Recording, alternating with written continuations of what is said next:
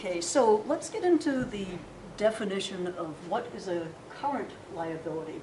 In the notes, I just review briefly sort of the key things that, about liabilities in general, but I'll leave you to just look that over. Basically, what makes a liability current? And one you already have run into in the past. You reasonably expect to satisfy the obligation within 1 year, or the operating cycle, whichever is longer. And this is the new part. To be classified as a current liability, you have to either be using current assets to satisfy it, or incurring another current liability. Okay, that gets a little bit complicated. You have to think about it. In other words, you can't call something a current asset if you're going to use, even if you're going to pay it next week, if you're going to use long-term assets to pay it off.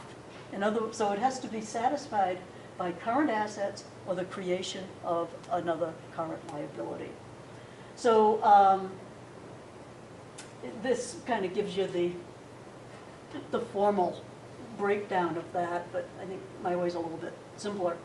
Okay, so operating cycle, that's the time from when a company purchases its inventory to when it collects the money from selling them. So most companies are going to have a very brief operating cycle. You go to Dunkies, you ask for a donut, you pay them, you get the donut, you're done. But if a company is building submarines or suspension bridges, they could have an operating cycle significantly longer than 1 year. Most of your examples, I believe, or exercises are going to involve a year or less operating cycles. But you have to know that part of the definition. Okay, so it's not enough for the liability just to be due within 1 year of the operating cycle. It also has to be retired using current assets or creating a new current liability. Okay, so why all the fuss about current and non-current? Investors basically need to know when a firm's obligations are coming due so they can evaluate, how risky is this company?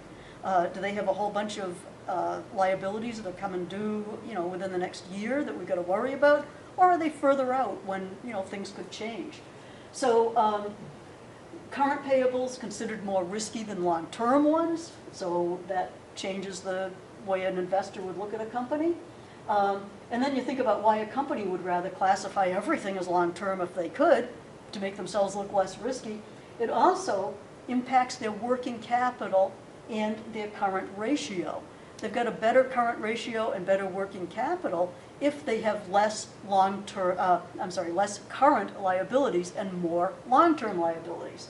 And a company could be in a loan agreement that requires them to keep certain levels of working capital and the current ratio to be in compliance. That's why we have all the rules. It's like, yeah, you got to classify it as current if these conditions are met.